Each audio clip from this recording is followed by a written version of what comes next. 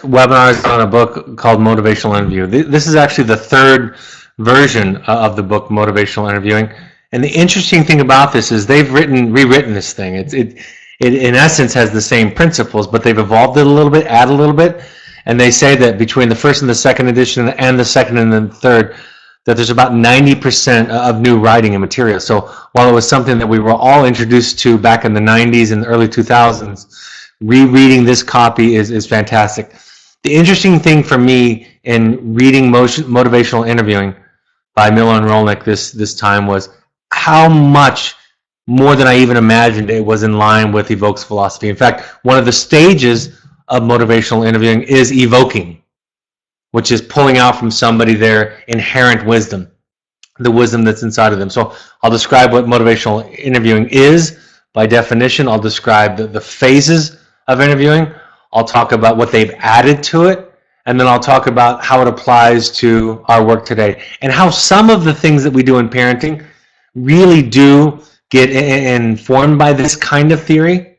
In fact, in all of our relationships, one of the things that they say in the early part of the book, and maybe the introduction, is while they talk about clients, while they talk about patients, while they talk about clinicians and practitioners, it really does apply to most any relationship where you're in a leadership position and you are encouraging or facilitating change in other people. So with that lead in, let me get to the slides tonight, to the information. One of the chapter headings has these quotes. Things do not change, we change, by Henry David Thoreau. And from Proverbs, a fool takes no pleasure in understanding, but only in expressing personal opinion. I was describing to somebody today the idea of therapy. And somebody was asking me, I was in a social situation where somebody was asking me for information, collaboration, consultation on things that they were getting presented with in their job. And I was talking about, they were talking about being in an abusive relationship, either that of a child or that of a spouse. And what would you say to somebody? How would you coach them? And part of what I said is, it's not easy, especially in the adult situation, to tell them what they need to hear right away.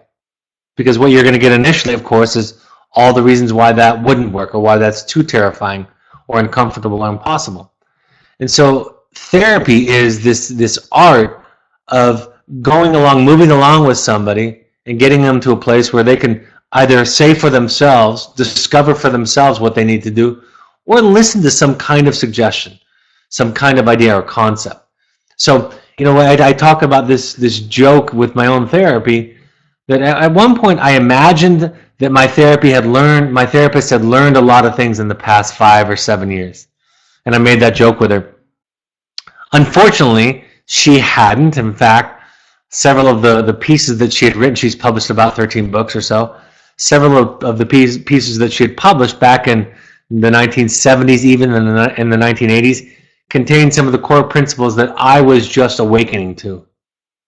So part of the process when we're trying to encourage change in our children, in our clients, is to find that rhythm, to move along with them, and to help them identify early theories of change.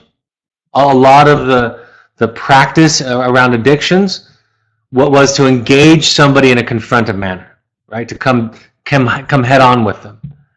And oftentimes their lack of response was dismissed as being about their pathology, being about their difficulty to be open to change. What they started to look at was this idea that maybe someone's resistance is an indication of the quality of the relationship between the therapist and the client, right? It took a much more accountable perspective, and a frightening perspective for therapists who wanted to maintain enough distance to not have to do their own work. And I think the same can be true of parents. We can start to understand that some of the issues that we have in our family with our children are not only an indication of something that might be going on in them, for them, but also might be evidence of something about the relationship. Generally described, they define motivational interviewing as this. Motivational interviewing is a collaborative, goal-oriented style of communication with particular attention to the language of change. It is designed to strengthen personal motivation for and commitment to a specific goal by eliciting and exploring the person's own reasons for change within an atmosphere of acceptance and compassion. I think it's really just a good definition of being in a relationship with somebody who's struggling, and being in a helpful relationship with somebody who's struggling. So there's a few things in here that I want to point. Number one, this idea of this atmosphere of acceptance and compassion. The one thing they added between version number 2, which I think was written in 2002, and then this one, which was written many years later, was an emphasis on compassion. And that's something that we talk about at Evoke a great deal. In fact, it's one of the differences when we reimagined wilderness therapy back in 2014 and started this next iteration. It was with an infusion of compassion. It's one of the reasons why we're changing the impact letter to a hopes and intentions letter, because it's going to be more nestled in compassion. But also something else, there is something to the language, right? It's a way of talking. It's a way of expressing oneself. And they pay a lot of attention to the words. That's why we're so specific sometimes with the language that we coach with you. Right? The impact letter instructions, now to be the hopes and intentions letter, those instructions ask you to avoid certain words and to use certain phrases because they tend to evoke change, to encourage change instead of to evoke resistance or defensiveness. Motivational interviewing, they go on to say, is a collaborative conversation style for strengthening a person's own motivation and commitment to change. MI is first and foremost a conversation. I talk about this a lot. Therapy is not something you do to somebody. Therapy is something you do with somebody. It's a conversation. That's why when people ask me, what are you going to say in session? I only know what I'm going to say to start off with. Usually it involves a question. But based on what the client, the person, the parent is saying to me, that's the path that we go down together.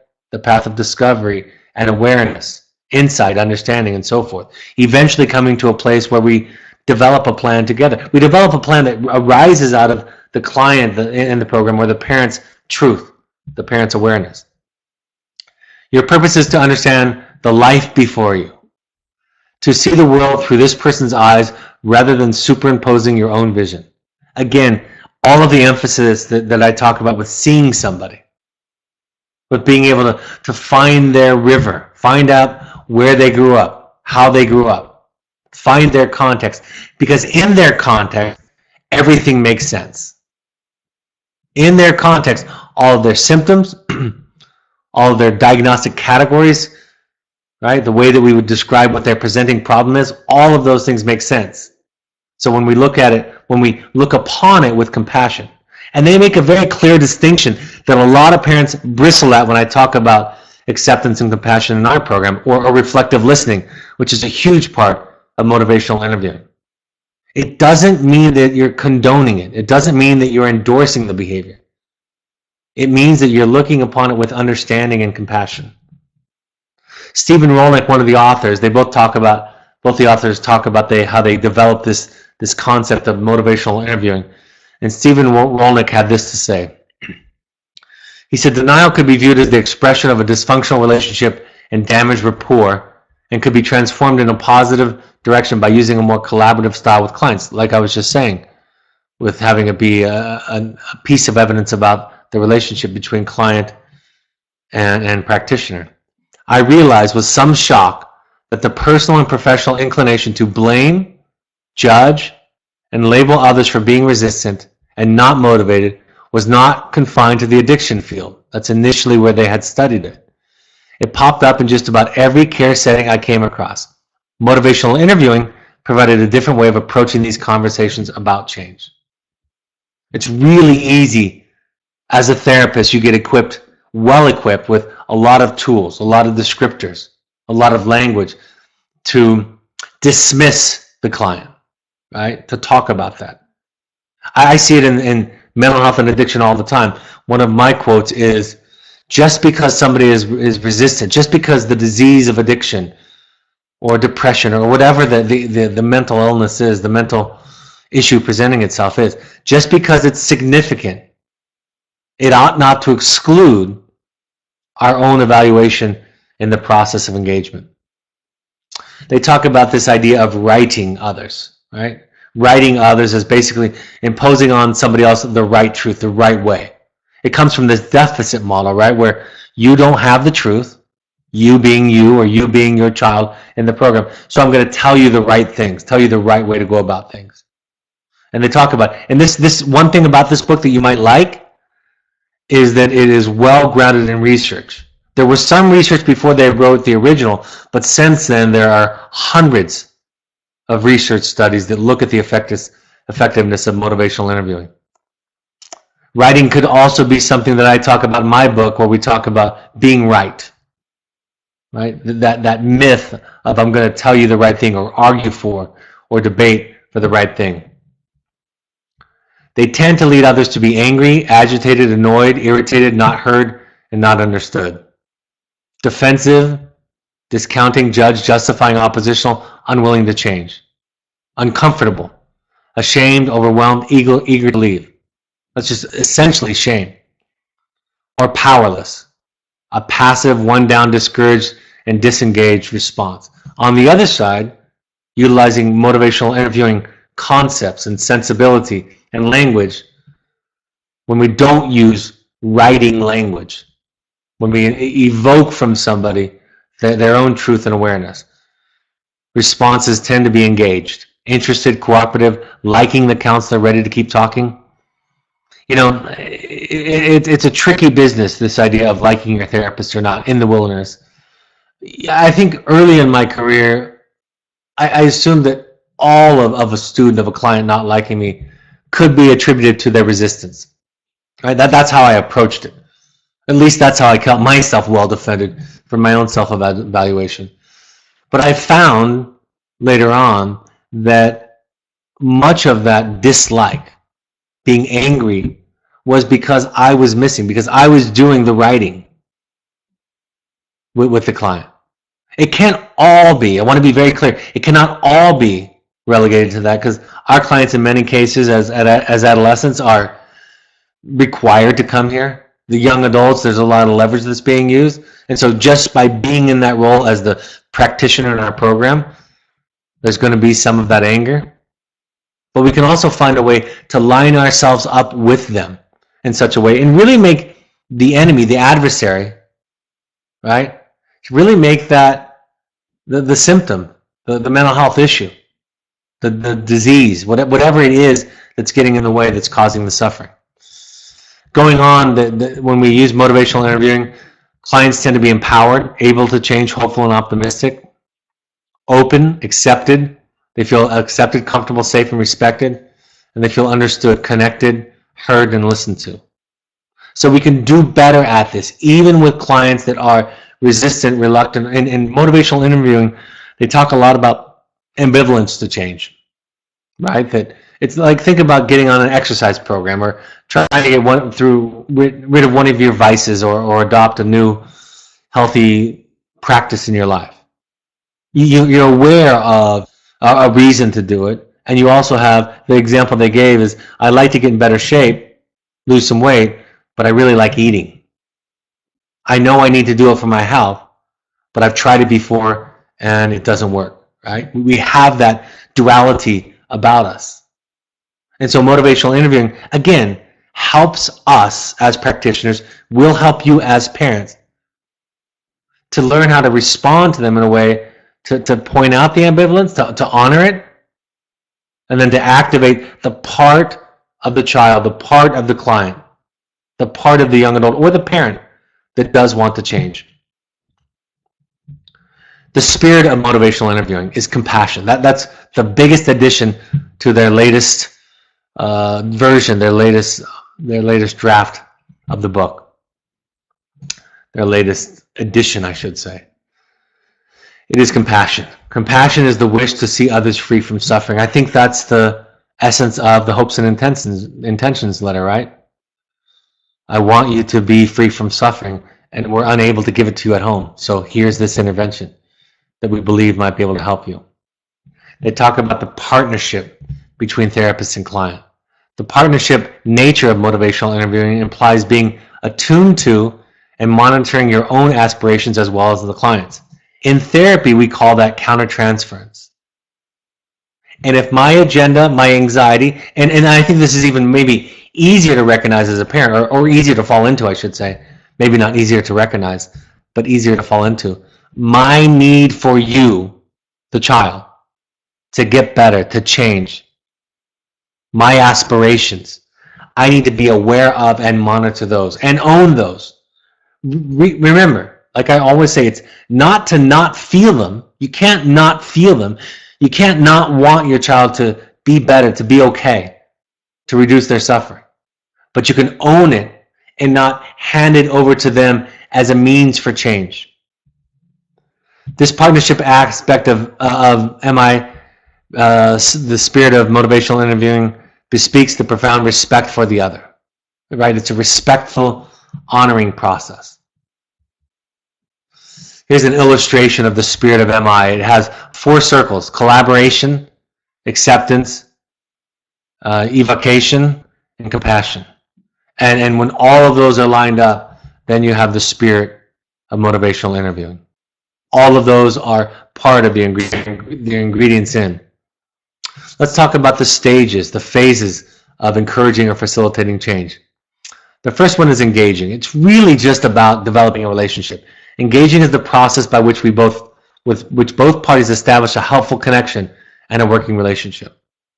Right? You can't bypass that. It doesn't matter how much truth you have, how much wisdom you have to offer. You have to establish a connection. And that can be established in a lot of ways. Most often through some kind of humility. You're not putting yourself above them, better them. You're not righting them. Right? You're talking about, you're aware of your own challenges. With parents, a lot of the times it's start off with, I'm sorry. With my clinicians, my staff, I tell them, teach them all the time, learn to say you're sorry to clients, to really mean it, to really recognize that sometimes their reactions are evidence of the fact that you missed them, that you hurt them, and that you somehow re-injured or injured them. So engaging in a trusting, compassionate, cooperating relationship. Here's a quote about the engaging process. Your purpose is to understand the life before you, to see the world through this person's eyes rather than superimposing your own vision.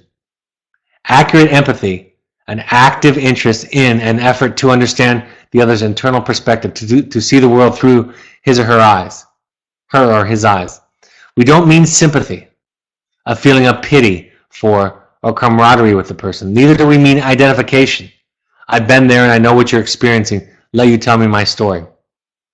Those may or may not be present, but empathy is an ability to understand another's frame of reference and the conviction that it is worthwhile to do so. Carl Rogers, a very famous therapist, said, and his students described well the therapeutic skill of accurate empathy.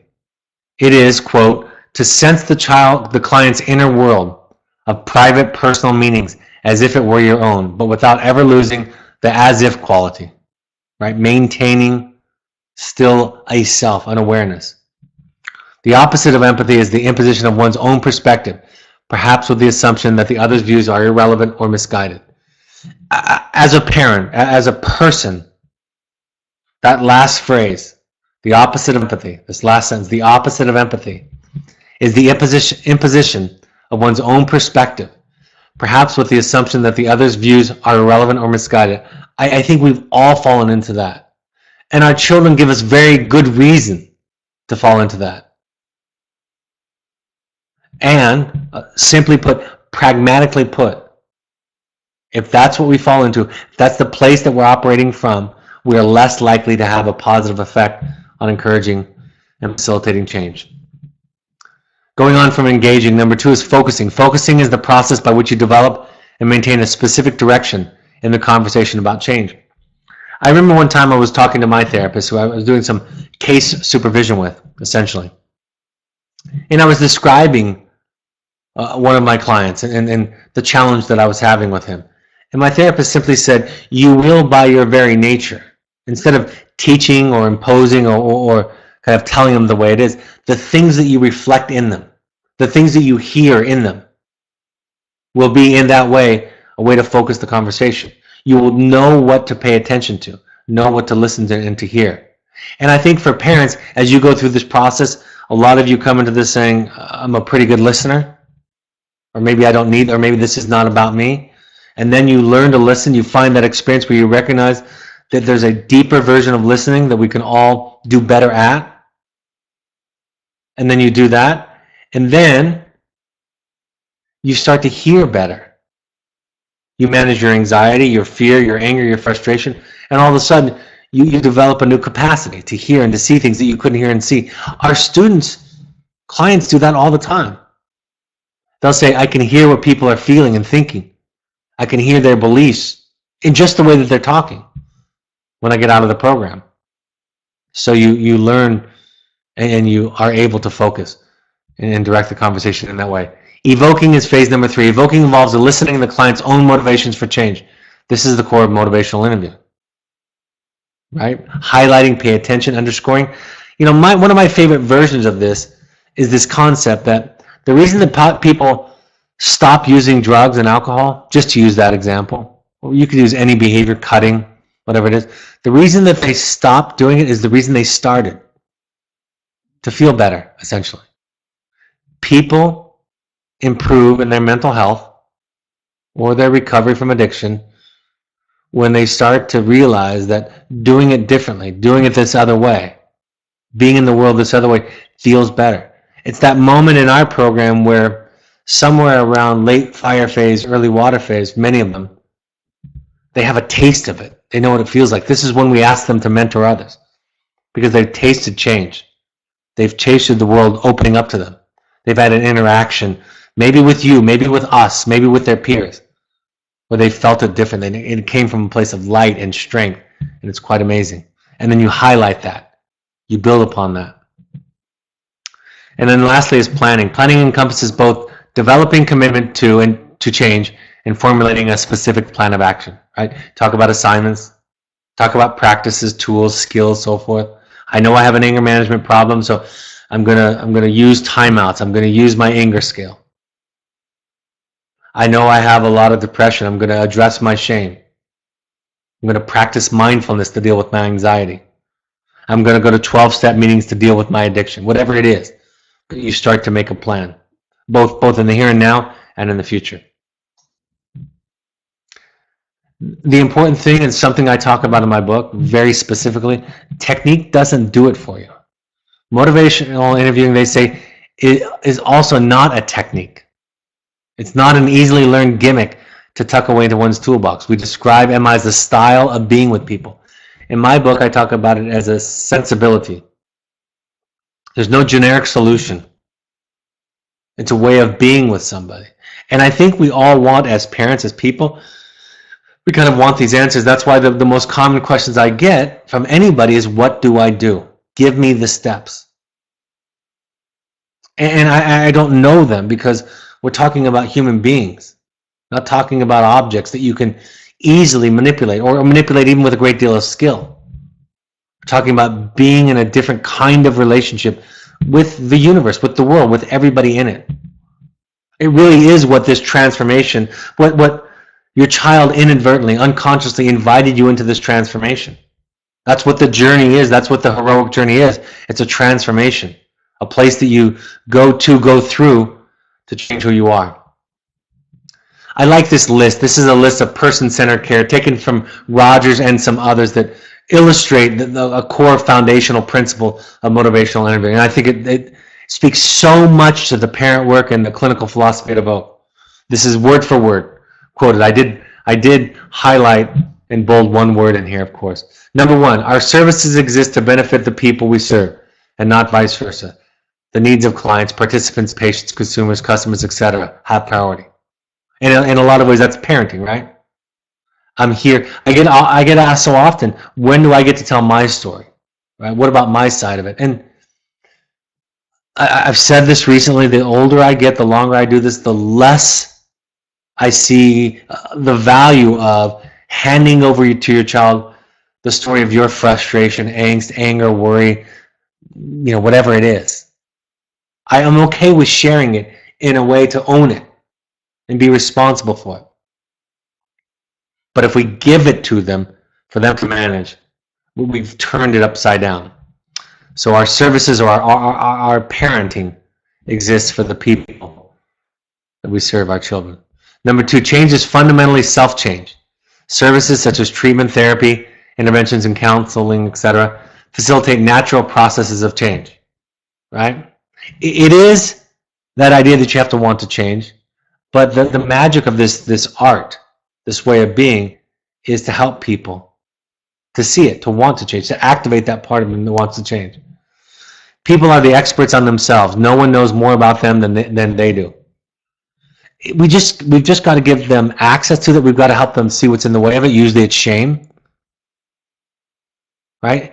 Once we can get the things out of the way, the stuff out of the way that is blocking them from the wisdom that they have, that's the gold and the magic. If we just give people answers, that's the essence of the journey of the heroic parent, is teaching people how to think and becoming an expert yourself instead of relying on experts. That's one of the phrases that they talk about, is the expert trap. People are the experts on themselves. No one knows more about them than they do. Number 4, we don't have to make change happen. The truth is that we can't do it alone. Again, there's this line between, as a parent, as a person, as a professional, between doing what I do, being in a relationship in this way. I'm responsible for that. I can be accountable for that. I can evaluate myself. I can get feedback from us on that. I can do better. But we're not responsible for them changing. And that's a switch that we need to be effective. We need to switch. I'm responsible for how well I listen to my children. I'm responsible for the healthy boundaries I have. I'm responsible for the compassion that I show. But I'm not responsible for their changing. And the irony of that all is that the more that I do those things that I just described and the other list of things that we encourage in parenting, the more likely, the easier we make it, the more helpful we become at facilitating change. But ultimately, it's when you draw it down to, when you come down to who's responsible for what, we do draw that line. If we don't draw that line, we imply, we impose on other people that I can change you. And that's not true. I can just show up as the best version of myself. Number 5, we don't have to come up with all the good ideas. Chances are that we don't have the best ones, right? I think there's a lot of pressure. I think that's when we struggle. That's when we make it about the client, make it about the child. We don't have to have all the answers. Number 6, people have their own strengths, motivations, and resources that are vital to activate in order for change to occur. Finding those strengths. And when you get frustrated with somebody that you love, when they're practicing consistently self-defeating behaviors, we see those strengths less and less and less. That's why sometimes coming in as an outsider, I can say, yeah, this is your child has an incredible amount going for them, because I haven't been the one that's been the subject of their abuse and of being in a situation that has been so painful or stressful. Number 7, therefore, change requires a partnership, a collaboration of expertise. Again, the idea in the book is, I'm not an expert on your life. I'm an expert in a process. That's the essence of what I'm trying to teach all the time. I'm not an expert on your answers. I'm an expert on a process that helps you to find your answers. I don't know your truth.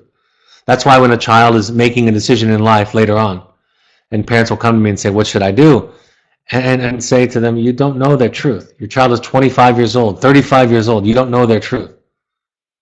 And that's not me saying that they're going to do everything right. That's saying that they will somehow, I have some confidence that they'll figure it out. And I want to be there to support them if I can, even through the mistake, because I want to be the first call that they make when they find themselves in a hole, right? I want to be a resource.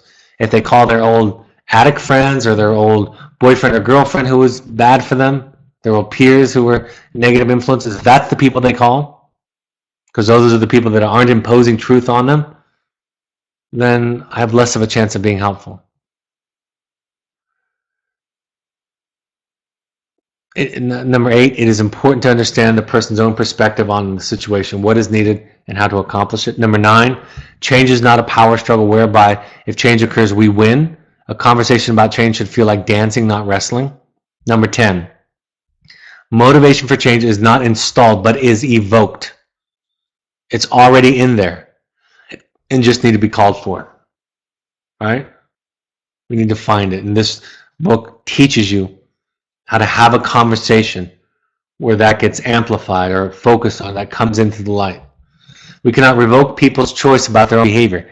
People make their decisions about what they will and will not do, and it's not a goal until the person adopts it. You know, there's some other methods. Rogers, they borrow a lot, and the humanistic therapeutic field. The 7 challenges, I've talked about that. Some people talk about that as an alternative to the 12 steps, and it's not really. The 7 challenges, in essence, is a 7-step process that is motivational interviewing. I would encourage you to look at the webinar on that, or to just Google 7 challenges by Dr. Robert Schwiebel. And you'll find there that it's really a step-by-step process about how to have a conversation, how not to get into that old power struggle. Psychodynamic theories, right? The old Freudian version of therapy is a lot like this. You're not pushing against change. You're reflecting, you're listening, you're interpreting what you hear, reflecting it back. Right? That's part of what I do, is I hear what you say, what they say, and I give it back to you in a way and ask you if it makes sense. Yeah, I give it back to you with some insight, some awareness, some connections to other things, but I'm essentially reflecting back. That's why so often when people tell me, well, Brad said this, or my therapist said this, and I hear the real words that were said, that's not what was said. Brad didn't say your parents were jerks. Brad said after you talked about being hurt about something they did, that it must be hard for you, and that I'm sorry it was so painful for you. And then the person hears that through their own filter. Like I said, compassion. This is a quote about the compassion. There's an emphasis on compassion as the 4th element of the fundamentally humane spirit of which motivational interviewing is to be practiced. From Eric Fromm has described a selfless, unconditional form of loving that seeks the other's well-being and growth. In medical ethics, it is called beneficence. In Buddhism, metta. In Judaism, I can't pronounce it, hesed, characteristics of a mensch. In Islam, Rama, and in 1st century Christianity, agape. Right? Sorry for any mispronunciations there. But this is universal. Sometimes we like to borrow from other religious frameworks because if it's one different, then that's why the Buddhist is such a great framework, because it's universal in so many ways. And so whether a client is Jewish or atheist, agnostic, Christian, and you say, well, in Buddhism they talk about it in this way. Sometimes I'll say to somebody, in Christianity or in the Jewish faith, they'll talk about it in this way, especially if it's a different faith, because you're saying the same universal principles are taught in all of these constructs, all of these frameworks. But hearing it from somebody else's frame, it's less threatening. Whatever the name, they go on to say, it involves relating to those we serve in what Buber calls an I-thou valuing manner, and never as objects to be manipulated. Right? That's the difference between objectification. We're not giving you more effective tools to manipulate your children. We're teaching you how to be with them in a different way. And that does require some letting go. That does require facing some of our fears. And for those of you who have been at this a while now, you know what that feels like when you do it. For those of you who are new, it might not make sense, or it might seem contrary to what you're kind of signing up for and hoping for. But this, I'm going to pause here and just say that this is what we know. This is the most effective way we know how to help change children. Motivational interviewing is it's the ultimate. Right? It's a template that can be, you can have cognitive behavioral theory, you can have other dialectical behavioral theory, you can have ACT therapy, all kind of reality therapy, psychodynamic therapy, family therapy, systems therapy. emotionally focused therapy, on and on and on. You can have all of those models, the 12 steps. But if this is not the foundation, this way of being with somebody is not there, you're likely to evoke a defensive posture, less likely to make progress. And then your theory offers you tools and descriptions to blame it on the client or blame it on the child. So what are the take-homes? Our confrontation ought not to be fueled by anger, frustration, or exasperation. When we confront, it's about compassionately discussing with somebody their ambivalence around change. And to encourage change, we mustn't try to force it, but rather help an individual engage those parts of the self that are motivated to change. Parents may be at a disadvantage when fueled by emotions and their need for change, right? It's harder to create that, to live in that distance that allows you to participate in a conversation in the way that they're describing, that I'm describing tonight. Do your own work. You know, when I was answering my friend who was asking about somebody who had asked her about engaging with somebody who had a child that was not overtly but subtly being abused, definitely not a good co-parent. She'd done everything she could legally, everything she could with therapists. She was presenting her helplessness to this friend, to this mutual friend of ours. And I said, at the end of the day, she's just got to do her work. And the child will be benefited by it. Right? The child is benefited. Our children are benefited by a more enlightened, more aware, more grounded, more capable, with a parent who's able to listen more, to see, a parent who takes on the responsibility of their own project, their own life, their own anxiety. All of that changes. You know, in an Al-Anon they call it staying on your side of the street. And lastly, I'll just say that if nothing else, I think this is idealistic. I think this does come from a fantastic conceptual place. And if I were just speaking pragmatically, it works better. So if you want to be right, you want to debate, you want to say, well, this is the way that the world works, this is the truth, this is the moral rightness of this, you can do that. But what we know is that version of engaging somebody does not work as well. And there's the research to prove it. My own experience has shown me that, both as a client and a receiver, and my work with families has shown me that. So when my therapists struggle in their early training with this idea, they have so much energy about trying to change and change now and change quickly. And I start to talk to them about compassion and taking a step back and listening and not fixing clients, but finding clients. They say, but Brad, we've been hired to change people. And my response is, this is how you do it. The problem is that doing it this way requires us to confront our fears and anxieties and our own esteem, because we want it to be about somebody else.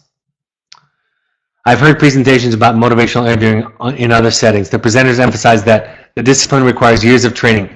How do we as parents learn enough about MI to use properly? I mean, it takes years, but start now. I'm better than I was 20 years ago. You know, most of this stuff is fairly intuitive in my practice. I do it pretty well at home. Not as well. I do it really well in my practice and pretty well most of the time at home. But get on it. I love what you're saying. It takes years. And that's why the parents, when I meet with parents, you know, that have been in our program 7, 8, 9, 10 years ago, in our parent support groups all around North America, when I meet with them, they talk about this evolution. They're different. And the de-emphasis is on what their child is doing. They tell that story, but they say, and now this is how I'm dealing with it. This is where I am with it right now. So my book teaches the same thing as motivational interviewing. Theirs is a very formulaic way of talking about it, and they picked it apart. But the sensibility, right? That's the word. The sensibility through which the therapist or the parent participates is the same, as the essence is the same. And I think even acknowledging, you know, even showing up as a parent and recognizing that you don't do it right, that can be helpful. Apologize to your children. Admit your faults. You know, I had a situation where a parent was having a reaction to a child in a parent visit out in the field. And the child could tell that they were biting their tongue. They said, they recognized, they said, I know they're trying to do better, but I can still feel the judgment, still feel the anxiety. And I said to the parents, it's okay to own it.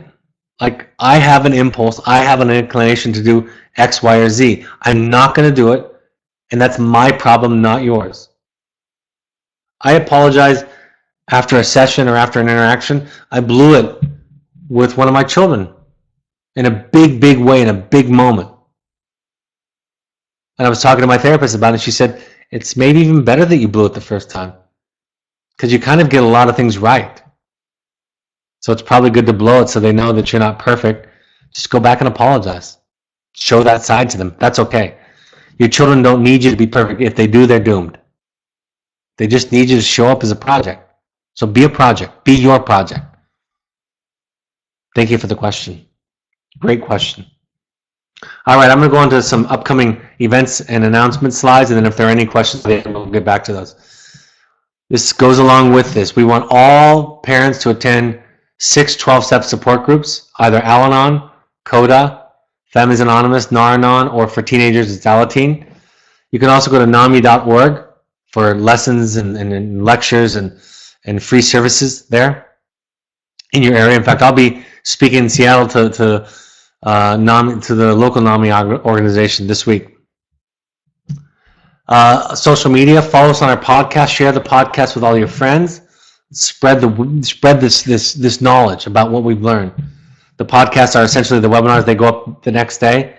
If you have an iOS device, that is an Apple device, go to the podcast app and search Evoke Therapy Programs. If you have an Android, then download the SoundCloud app and do the same search, Evoke Therapy Programs. Follow us on Twitter and Instagram for inspirational pictures and stories and links. Go to Facebook, Evoke Therapy Programs, to find announcements and stories and lessons and postings there. You can go to the Second Nature Alumni Foundation on Facebook. Search that, and that's an organization that helps people that can't afford therapy. And you can also go to our blog. We try to post a couple of blogs per week. My book is The Journey of the Heroic Parent. Teaches the same kind of stuff. It's available on Amazon or Barnes & Noble. You can also get an audio version of it. If you go to the Parent Alumni Foundation book page on Amazon, through the Amazon Smiles program, a percentage of the proceeds goes to the charity to help people who can't afford therapy, and the price of the books are the same. I forgot to add a couple of on here. We have Seattle this week, Chicago next week, and New York in the first week of June. If you have any questions, email Andrea at evoketherapy.com to RSVP or ask questions about our parent support groups. Also, we will be in Los Angeles on June 11th at 4 p.m. for the potluck as usual, and then 5 to 7 is the parent meeting. And then in the Bay Area, we're going to be in San Mateo on the other side of the water to kind of play it even there. We're going to be at the San Mateo Marriott on June 12th from 7 p.m. to 9 p.m. Any questions or you want to learn about it, or RSVP, email Andrea at evoketherapy.com. Upcoming workshops, we want all current families, if they possibly can, to go to these. These are 2-day experiential workshops, psychoeducation.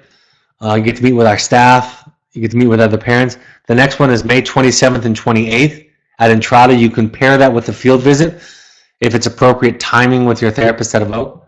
Also, our next workshops, the one this month is closed already, and then in June, it's June 26th and 29th, sign up early. And then we have one in July 17th through 20th, August 13th. You can go to our website or email intensives@evoketherapy.com for more information. Finding you is for any individual. Finding family is for a family. And if you sign up for one of these time slots as a family, then we can turn the entire thing into a private intensive for your family. Our pursuits program, you can go to our website also. High adventure trips for families or young adults or adults. So it can be as few as 2 people. Father, mother, child, son, daughter, or it can be a family, or it can be a group of young adults, or even adults. It's therapy light, it's sober fun, it's really fun stuff, and the process is we help you make the connections between the therapeutic. Next question. The method makes sense, but is it really possible for a parent to overcome all emotions, especially after years of trauma with the child? We can do better. You know, the dialectical idea that I talk about in my book is you're always doing the best you can, and you can always do better. So you just get on the journey. That's all they need. They just need you on this journey. There's a blog that I wrote about how does a parent's limitations impact their child, and I described this. You're never going to get it perfect. You're never going to do it good enough by somebody's estimation. But you can do it good enough by just trying, by making it a project. That's the key, folks. That's my experience. Just make this work your project. Number one, it will have an incredible impact on your children. And number two, it will liberate you in all areas of your life. It's a new way of living. My next psychodrama, when is my next psychodrama workshop for adults? That is for individual adults, unless a family takes it first. It's June 26th through 29. Any other questions? All right. I'm going to be seeing you tomorrow night. We're going to redo a webinar, how to choose the best fit aftercare for your child. So if you're still in the program, even if you're thinking about what the next step is after the step after Evoke is, I'll talk about that. So that'll be tomorrow evening, 7 p.m. Mountain Time. Look forward to talking to you there. It's one of our most watched webinars. So happy to redo it. Have a great 24 hours, and I'll talk to you tomorrow. Take care. Bye-bye.